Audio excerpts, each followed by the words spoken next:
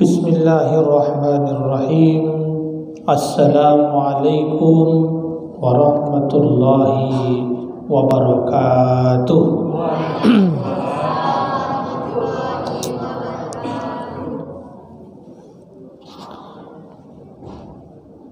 Alhamdulillahi rabbil alamin. Wassalatu wassalamu ala ashrafil mursalin wa ala alihi wa sahbihi ajma'in. Bersyukur kita kepada Allah, alhamdulillah. Salawat dan salam kepada Nabi kita dengan mengucapkan Allahumma salli ala Sayyidina Muhammad wa ala ali Sayyidina Muhammad. Bapak-bapak, ibu-ibu, jemaah Masjid Babus Salam yang insyaallah kita semua di dalam lindungan Allah. Amin, Allahumma amin. Kita lanjutkan kajian kitab Nasaihul Ibad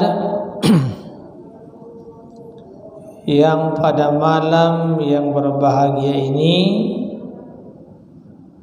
dikutip dari hadis Abu Hurairah.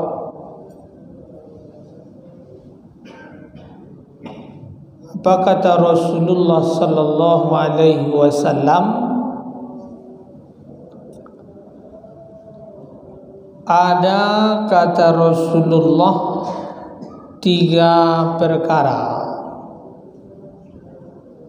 An Abi Hurairah radhiyallahu anhu annahu qala salasun munjiyatun wa salasun muhlikatun wa salasu darajatin wa salasu kaffaratin. Ammal munjiyatu fa khasyatullahi ta'ala fis sirri wal alaniyah wal qasdu fil faqri wal ghina wal adalu fil ridha wal ghadab.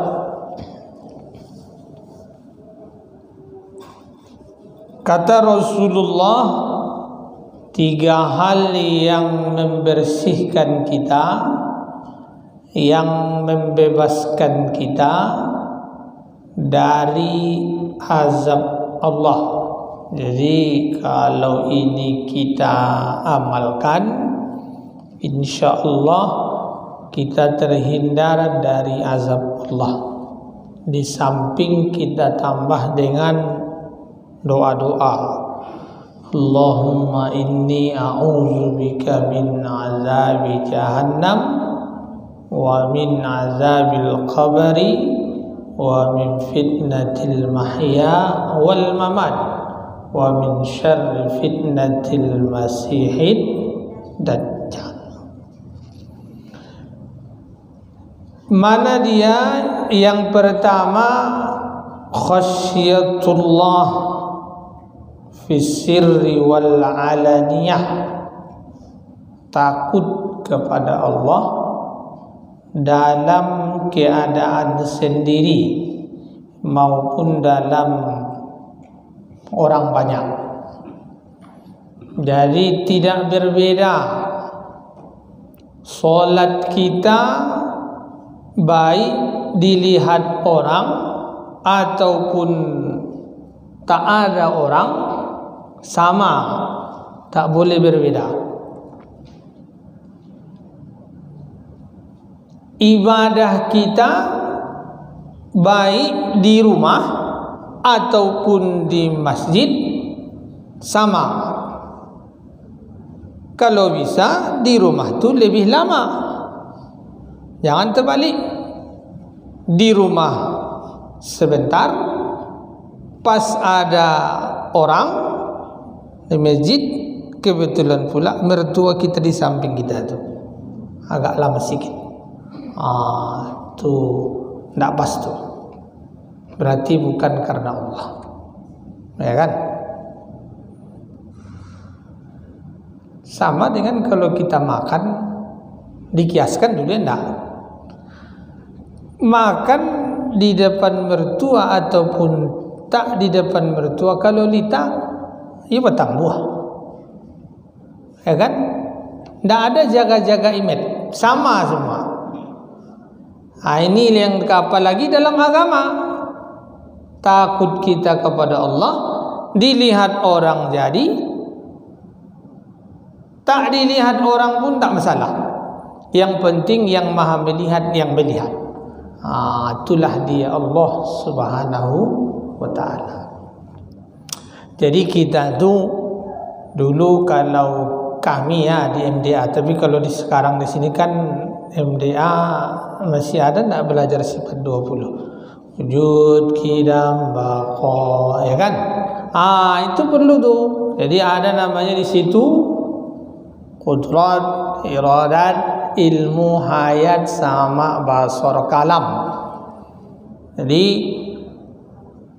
ada di situ sami', maha mendengar. Ada di situ basir, maha melihat.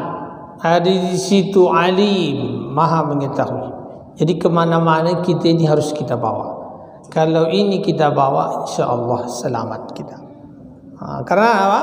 Karena kita selalu merasa dimuraqabah, diawasi oleh Allah Subhanahu wa ta'ala.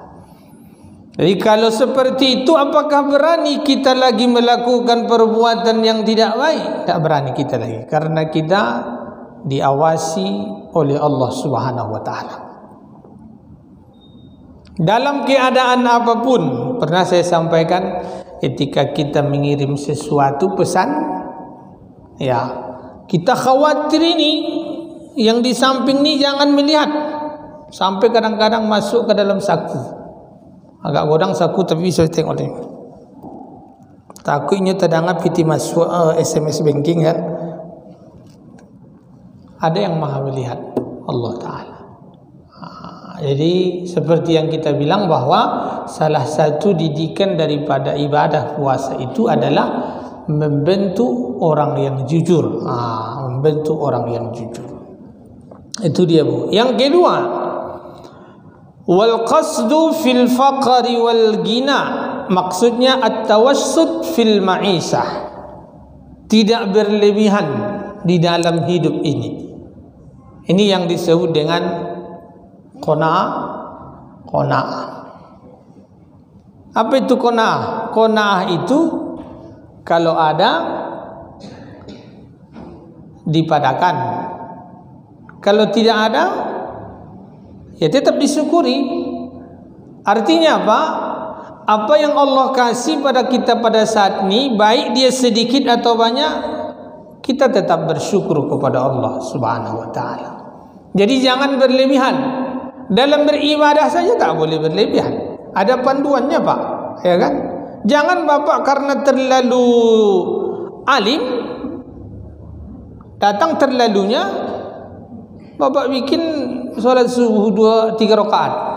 Mana bisa tu? Tak bisa berlebihan. Tapi kalau masalah yang sunnah silakan, ya kan? Masalah sunnah silakan. Istighfar, kalau kita ittiba kepada Rasulullah, Rasul kan lebih dari 100 kali.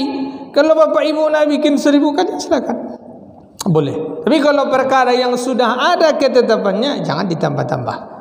Jangan ditambah-tambah. Sama dengan kalau kita, mohon maaf ya, kalau kita sujud, min asaris sujud, bekas daripada sujud itu bukan, mohon maaf cakap, kening kita hitam. Jangan salah sangka Bapak Ibu. Min asari sujud itu, bekas sujud itu maksudnya, ya kalau kebetulan hitam, tak masalah. Min asari sujud, bekas sujud itu bercahaya, mukanya nampak, senang hati kita nengok dia. Kan ada macam itu. Jadi kalau kita nak ingin menengok seseorang itu aulia Allah, kekasih Allah, kita tengok wajah dia, pikiran kita tentang agama, ingat kepada Allah, berarti memancar cahaya-cahaya agama itu. Acu tengok kening samping ibu tu dulu. Lain tak teringat kamu. Ini kenapa kalau nengok ustaz teringat? Ini karena lagi kajian. Ini bukan ketika kajian. Berjumpa kita dengan seseorang bercahaya keningnya tu. Makanya min asri sujud, bekas suduk tu pun ada sama dia. Senang hati kita nengok dia. Sebaliknya kalau kita tengok orang tu gelap saja nampak dunia, kalau nampak muka dia itu tidak ada masalah. Jadi min asari sujud itu Pak, bekas sujud tu. Kalau kebetulan hitam, ya alhamdulillah, asal jangan ibu gosok je lah, pakai piti RM5 tu kan, itu tidak boleh tu. Bukan kita mengejek, nah, memang ada orang karena saking seringnya sujud, ya kan? Sujud dia, solat kita, solat tahajud 8 rakaat, dia lebihkannya, sunnah dia, diperbanyaknya. Kita biasanya cuma baca 1 lembar, dia baca bukan 1 juz 2 juz, lebih. Itu masalah tu, bagus. Sujudnya lama. Baca subhana rabbil a'la wa bihamdi itu sehingga berbekasnya, tak masalah itu. Nah, itulah ibu-ibu yang dimuliakan Allah, tak boleh terlalu berlebihan. Sama dengan ibu-ibu kalau pakai bedak, kalau berlebihan kan tak cantik namanya itu. Kalau satu kotak tu ibu masukin macam mana tu? Kan tak cantik dia tu kan. Dalam masalah dunia saja Pak, dalam masalah dunia saja. Asal kita kan kalau solat berjamaah itu kan minimal dibikin Ustaz Akbar istighfarnya kan 3 kali. Coba dibikinnya agak-agak 150 kali.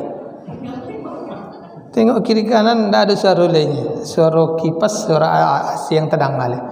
Boleh berlebihan. Dalam isi ni kan menempatkan sesuatu pada tempatnya.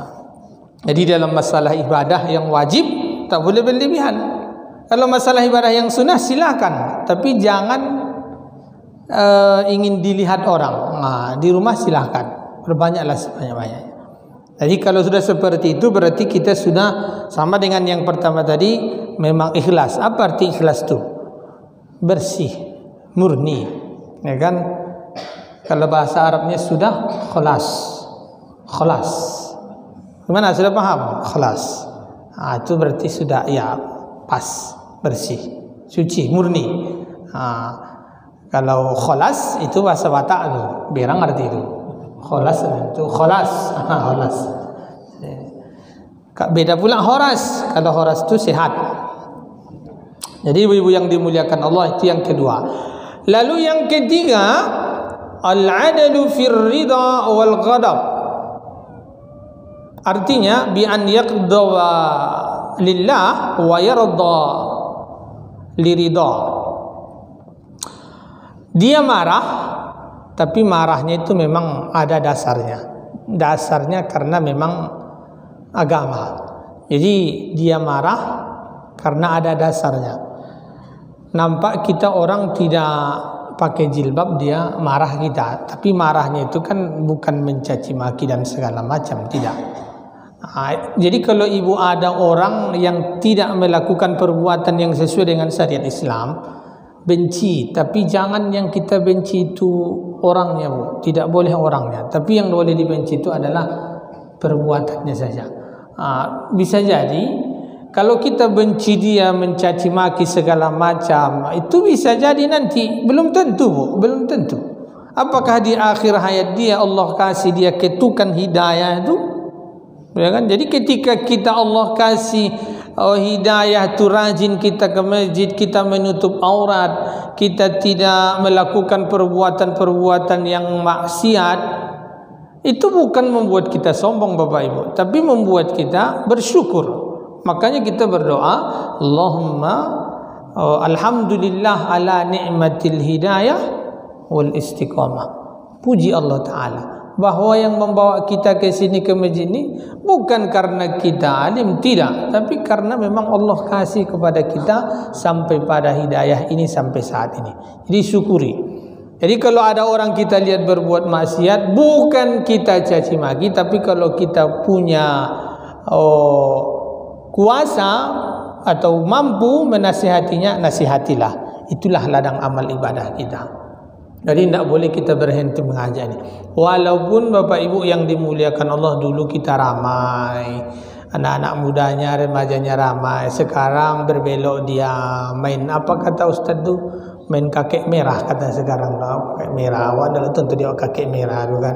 Tak masalah tu. Namanya dia masih labil, ajak balik ke sini. Ya, jadi ibu-ibu yang dimuliakan Allah Bapak, jadi tugas kita sama-sama berdakwah, mengajak orang, wa tawassaw bil haqqi wa tawassaw bis sabr. Itu yang pertama. Lalu apa lagi kata Rasulullah? Wa ammal muhlikatu fasukhun syadid.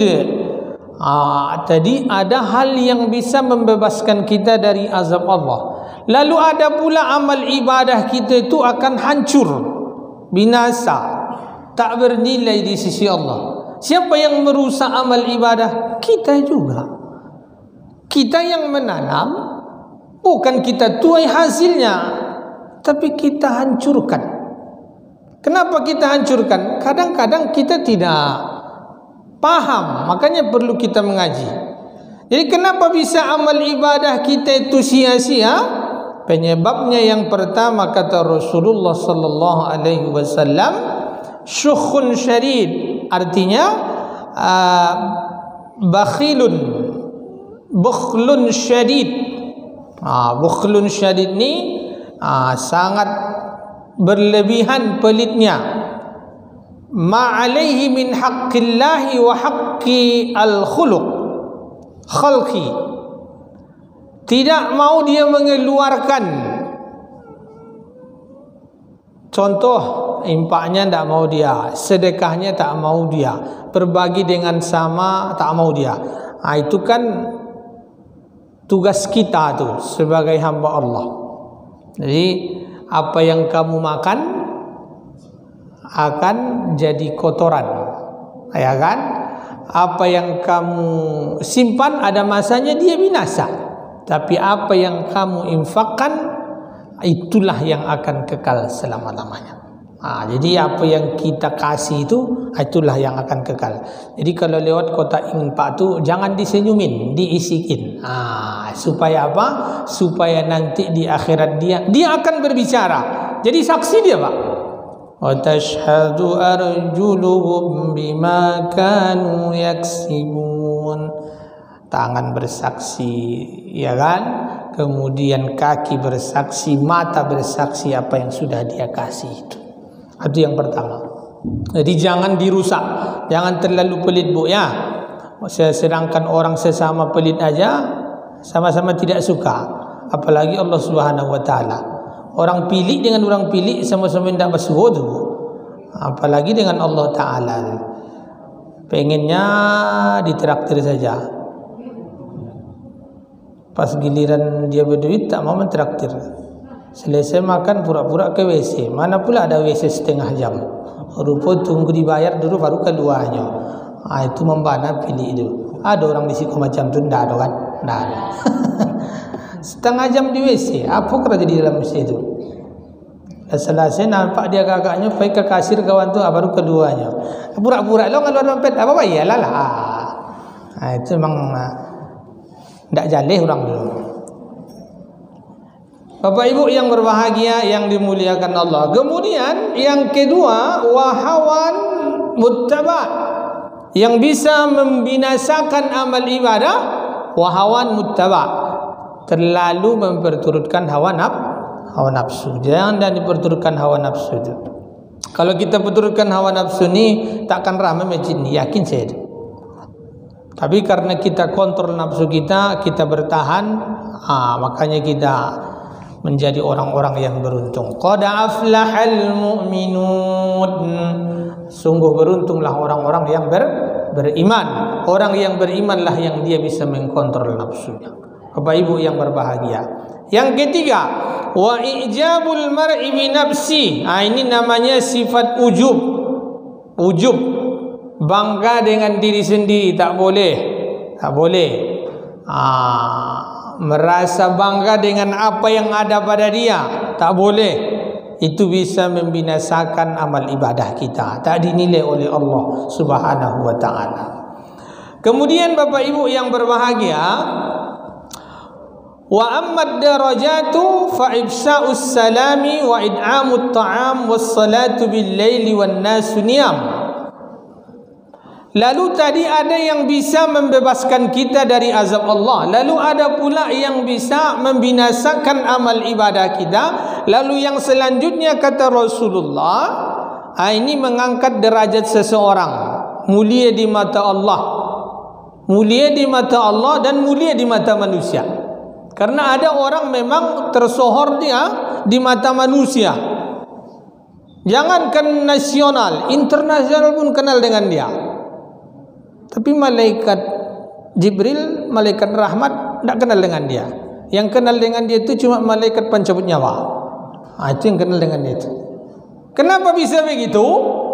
Karena amal ibadah dia tak bagus, tak banyak. Jadi ibu-ibu yang dimuliakan Allah, jadi ketika kita sudah meninggal dunia, jadi ketika seseorang itu sudah mau datang, SK-nya sudah diterbitkan. Siapa yang sudah di sini dapat SK PNS, besok ada SK CLE. Jadi kalau awak-awak yang belum dapat SK, jangan ibu hati Pak, besok ada SK awak. Itulah SK yang abadi itu Pak. Kalau tiba SK itu, pernah mungkin saya sampaikan, jadi inilah jasad kita, ini malaikat mencabut nyawa, kemudian ini malaikat rahmat, ya kan, malaikat rahmat. Jadi setelah dicabut nyawa kita ini, lalu datanglah malaikat rahmat nih, dia membawa kain kafan, bukan dari Babu Salam, tak, dari surga. Macam mana bentuknya tu Ustaz? Besok nampak di ibu tu kalau dah mati, kalau kini boleh dibungkus, masukin ke dalam tu, masuk dia sampai ke langit yang pertama. Bertanya penjaga malaikat penjaga langit pertama, harumnya minta ampun. Bau apa ni? Siapa ini? Begitulah dari langit pertama, 2, ke-3 sampai ke-7. Semua malaikat bertanya, siapa ini hamba Allah? Luar biasa wanginya. Ternyata, oh ini hamba Allah, inilah yang rajin pergi pengajian tu. Harumnya minta ampun, luar biasa. Sampai ke hadirat Allah Subhanahu wa ta'ala, ini hamba-Mu ya Allah, jatahnya hidup di dunia sudah selesai, tugasku sudah kukerjakan, aku bawa dia kepadamu ya Allah. Lalu apa kata Allah? Aku ciptakan ia dari tanah, kembalikan ia ke bumi.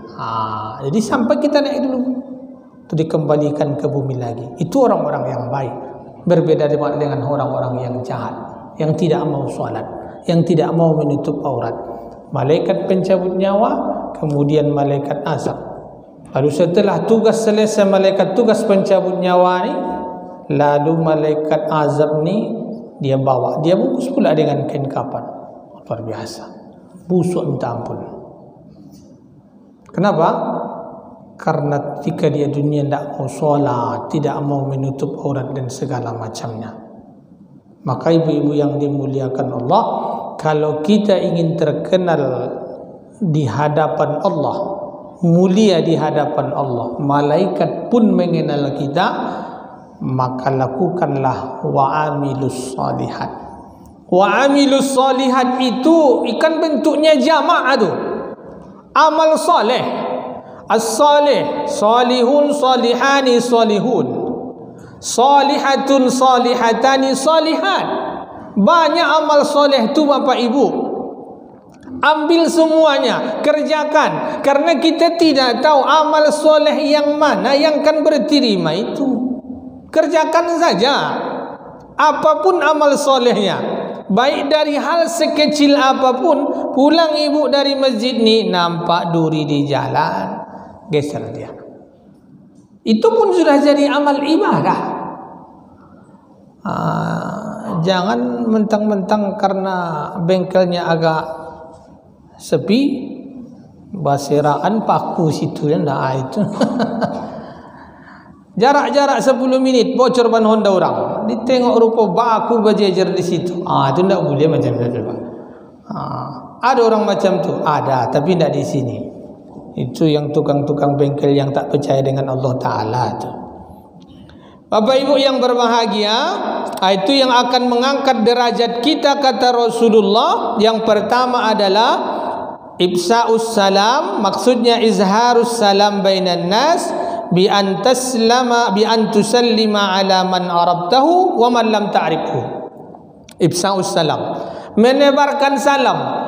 Ucapkanlah salam itu kepada baik dia yang engkau kenal ataupun engkau tak kenal dengan dia.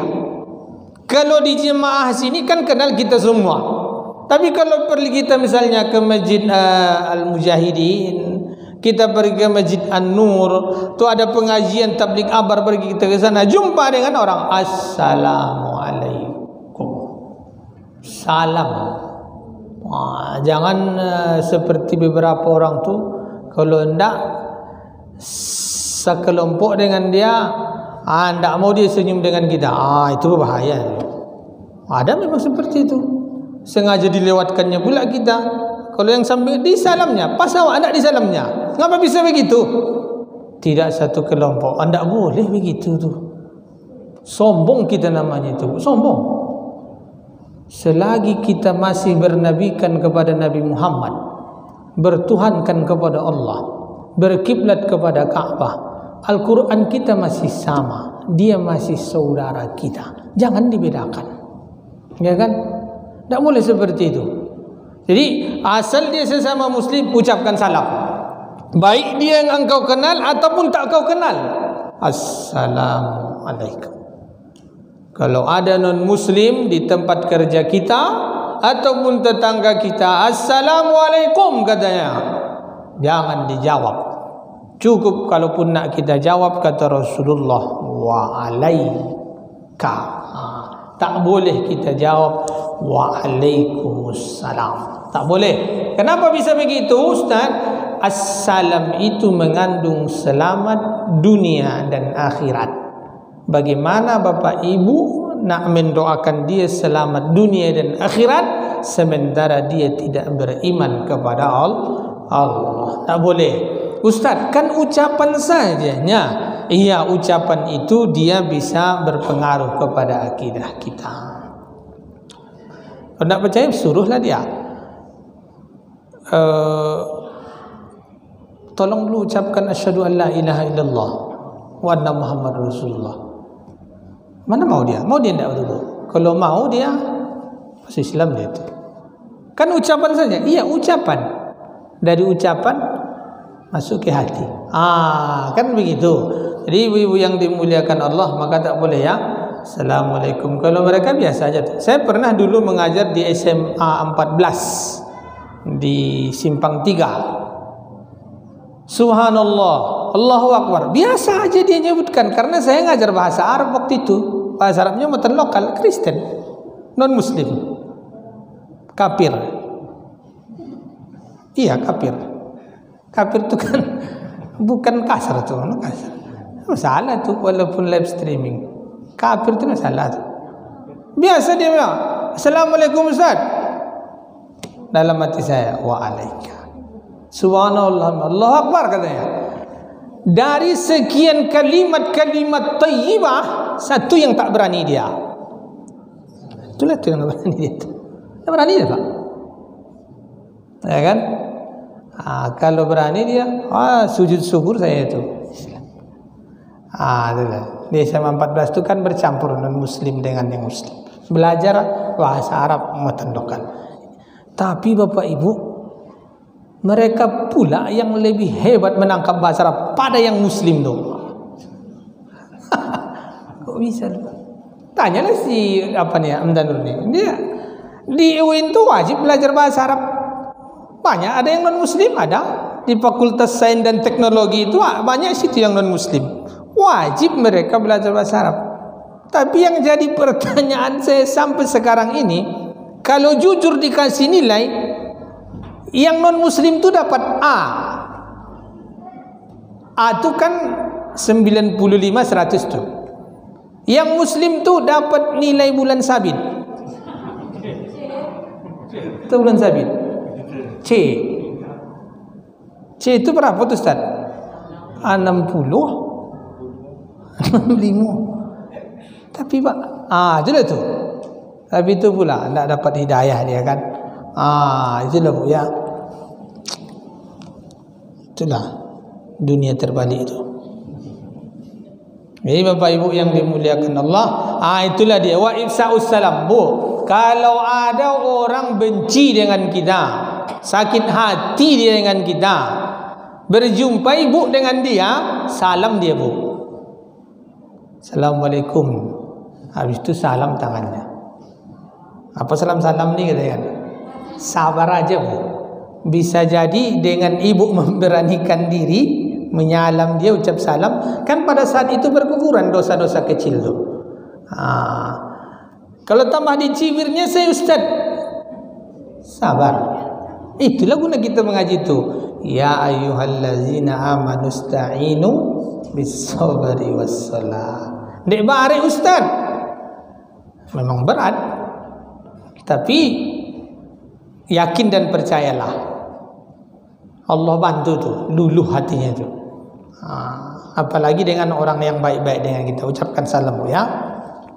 Tapi kalau masuk ke masjid, jangan ucap salam. Terbalik memang. Saya sering sampaikan ke jemaah, tapi mungkin pas saya sampaikan tak datang dia Pak. Tak datang dia. Itu makanya mengaji ini diulang-ulang. Kebetulan tak datang dia malam tu. Kalau masuk ke masjid, tak ucap salam.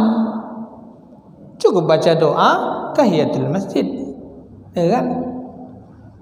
Padahal di tempat saya ceramah tu sering sampaikan, kalau kita solat di tahiyat terakhir, Assalamualaikum warahmatullah, jangan dibuka tangan kanan ni.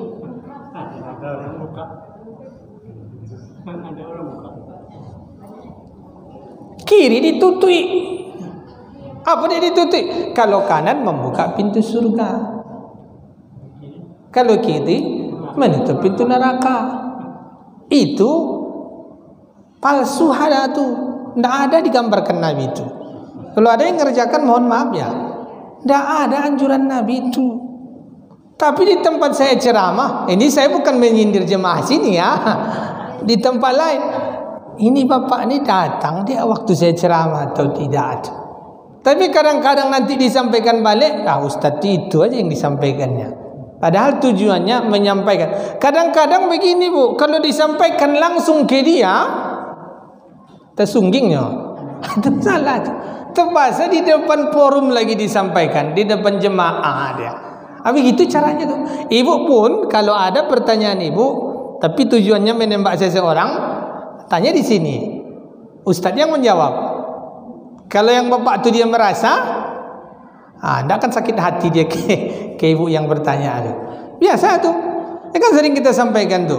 Jadi itu ibu yang dimuliakan Allah Subhanahu Wa Taala, masuk ke masjid ini, karena sering saya dengar, kita udah sampai duluan masuk ke masjid, Assalamualaikum. Ya terpaksa lah jawab.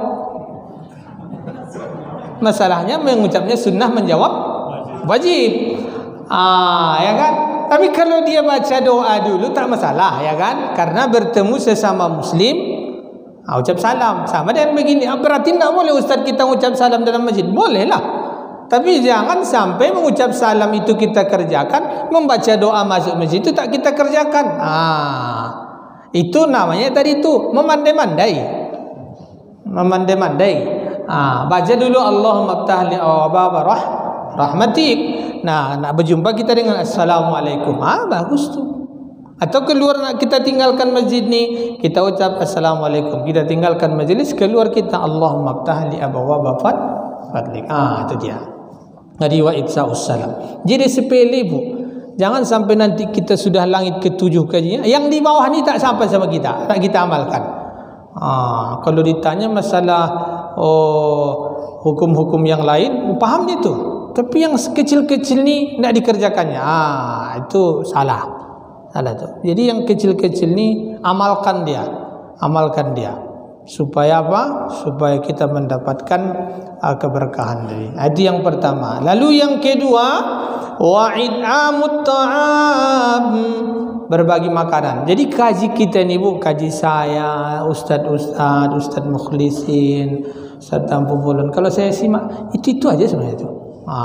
Kecuali kajian fikih ibadah kan. Kalau fikih ibadah, fikih muamalah. Tapi kalau saya simak dari YouTube Ustaz Akbar ni, itu aja. Tinggal apa lagi? Mengamalkan. Kenapa diulang-ulang itu terus? Karena lancar kaji, karena diulang. Enak makan karena dikunyah. Kalau tak percaya, talam durian tu makanlah, langsung telan. Baras itu Pak. Jadi makan tu kunyah dulu 33 kali. Cuma kadang tak sampai 33. Kiri kanan gol. Ya kan? 3 kali hilang 3 dapat 3 dah.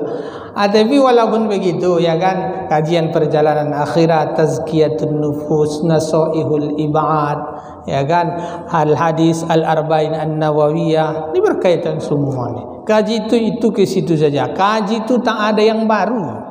Karena memang sudah rampung dia. Mungkin saja baru kita dengar. Bapak Ibu yang berbahagia. Dah habis waktu Ustaz. Ada lagi? Lama lagi. Saya sebenarnya bulan yang lewat tidak datang karena anak sakit. Jadi saya mohon doa juga. Sampai sekarang anak masih sakit. Jadi tadi malam saya sudah pergi ceramah, sudah sampai ke masjid tu, menelepon istri saya, WA-nya, pulanglah bang katanya. Tak jadi saya ceramah. Solat maghrib pun di situ tidak, balik saya. Ni Ustaz Hamdan di WA-nya malam tu juga, berpaksakan juga lah. Jadi anak sakit sudah hampir 2 bulan. Yang pertama 3 kali masuk rumah sakit. Transfusi darah, saluran kemih, sekarang bermasalah buang air besarnya. Jadi mohon doa juga Bapak Ibu, mudah-mudahan cepat sehat.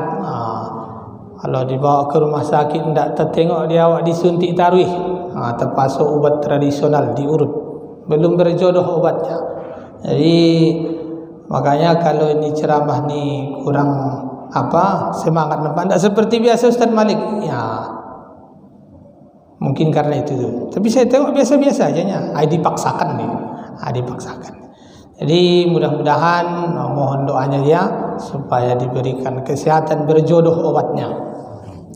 Bapak Ibu yang berbahagia yang dimuliakan Allah Subhanahu wa taala, lalu yang terakhir, yang ketiga, kata Rasulullah, wassalatu bil-laili wan-nasu niyamun. Salat malam ketika manusia tidur. Jadi ada beberapa tanda Allah itu sayang kepada kita. Allah itu sayang kepada Bapak Ibu. Apa tandanya? Sering Bapak Ibu bangun tengah malam, itu tanda sayang Allah kepada kita. Itu tanda sayang Allah. Kemudian Allah kasih kepada kita musibah, itu Allah sayang kepada kita. Jadi kalau kita dikasih Allah musibah, itu biasa tu. La yukallifullahu nafsan illa wus'aha laha ma kasabat wa 'alaiha maktasabat. Jadi ibu-ibu yang dimuliakan, itulah gunanya kita mengaji itu. Itulah gunanya kita mengaji. Kalau saya dengan istri di rumah, kalau istri suka panik, kalau saya dah biasa. Ada biasa. Segala penyakit ada obatnya kecuali mati dan pemalas. Tidak ada begitu. Dia yakin aja. Jadi Bapak Ibu yang dimuliakan Allah, musibah itu mungkin belum seberapa. Kalau saya sudah mengalami banyak. Istri saya sudah pernah dengan saya amnesia. Tahu amnesia? Hilang ingatan 10 hari. Tidak tontu dinyo ambil lakinya tu. Ya. Jadi udah biasa. Serius. Kecelakaan istri saya 2018. Anak saya sebulan hampir berturut-turut masuk rumah sakit. Habis itu istri saya amnesia 10 hari. Kalau dokter bilang setahun dalam pikiran saya. Cemana aku. Tapi dengan kekuasaan Allah 2 minggu alhamdulillah sehat. Jadi memang dikira macam yang di sinetron tu. Rupa betulnya. Bapak Ibu udah pernah Jangan sampai. Jangan sampai. Luar biasa.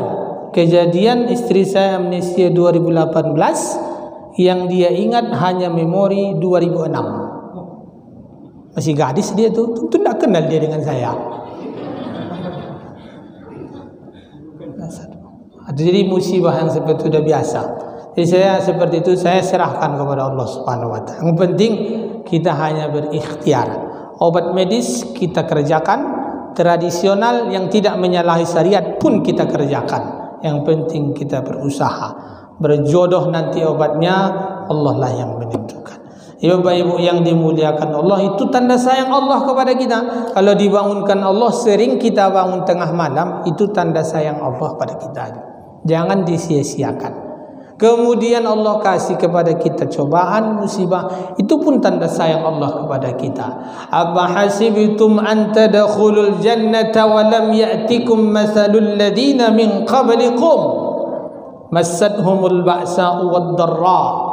Apakah kalian akan mengira, kata Allah, kalian dibiarkan masuk begitu saja ke dalam surga? Walam ya'tikum mathalul ladzina min qablikum, padahal kalian belum merasakan apa yang mereka rasakan dulu. Massathumul ba'sa wad-dharra, mereka ditimpa berbagai kesusahan, pacekliklah, kelaparanlah, wad-dharra, ditimpa penyakitlah. Mereka sudah merasakan dulu, tapi mereka lulus dengan ujian itu. Ini yang terjadi pada Nabi Ayyub alaihis salam. Jadi ibu bapak yang dimuliakan Allah Subhanahu wa taala, itu tanda sayang Allah. Wassalatu bil lail, kerjakan salat malam. Alhamdulillah di masjid ini sudah dirutinkan salat malam berjamaah sekali seminggu, malam minggu ya, malam minggu. Tapi jangan pula cuma malam tu aja bapak solat, di rumah solat juga lah, ya kan, supaya kita istiqomah. Bapak ibu yang berbahagia yang dimuliakan Allah Ta'ala. Kemudian itu sudah selesai beberapa bait. Kemudian kata Rasulullah, wa ammal kaffaratu, adapun yang bisa tamhul khati'ah. Tamhul khati'ah itu menghapus kesalahan. Jadi kalau kita lakukan ini, kesalahan kita dihapuskan Allah. Mana dia? Isbaghul wudu'i fis sabarat, betul-betul menyempurnakan wudu fis sabarat, dalam keadaan cuaca yang dingin.